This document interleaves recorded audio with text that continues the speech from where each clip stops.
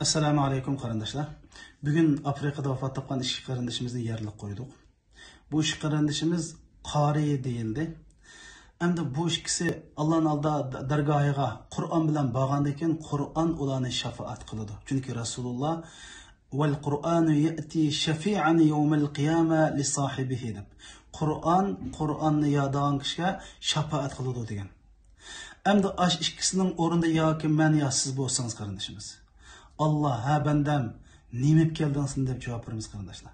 Allah bizga jannatun arduhas samawati val ard dedi. Bu jannatning kengirligi osmon zamindan kengri dedi.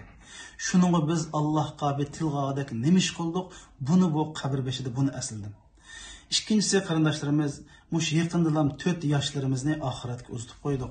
Demak, o'lim hammamizga bor.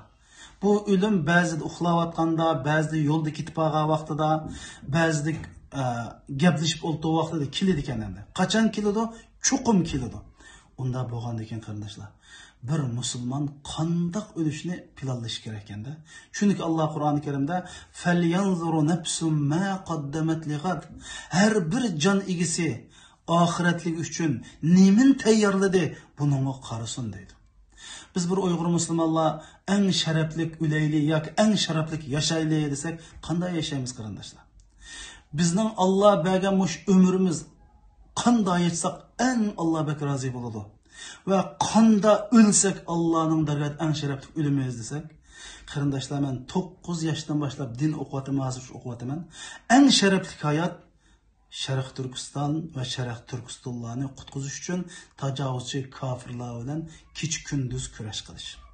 Va shuning bilan birga eng sharafli o'lay desak, shu tajovuzchilarni Sharq Turkistondan qo'g'lab chiqarish va Sharq Turkistonni Xitoy kommunistning qabrgohiga aylantirish uchun kofirlar bilan jihad qilib o'lish eng sharafli o'lim. Mana bu jihadning yo'li echilg'icha qarindoshlar, kech kunduz bu zalimlarga qarshi turish.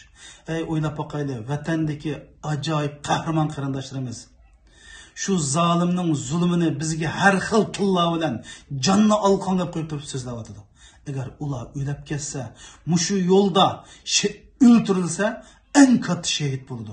Chunki payg'ambar sallallohu alayhi vasallam zolimning oldida haq so'zlab o'lish shahidlarning shahidi, shahidlarning katta beshi degan. Shuning uchun Alloh subhanahu va taolo bizga eng sharafli o'limni bersin va niyatimizga yarasha o'lim bersin va mushni olgan qarindoshlarimizmi eng sharafli o'lishga niyat qilganlar, chunki hamon o'limiz ikki o'limning o'ttirsida ajoyib osmon zamin farq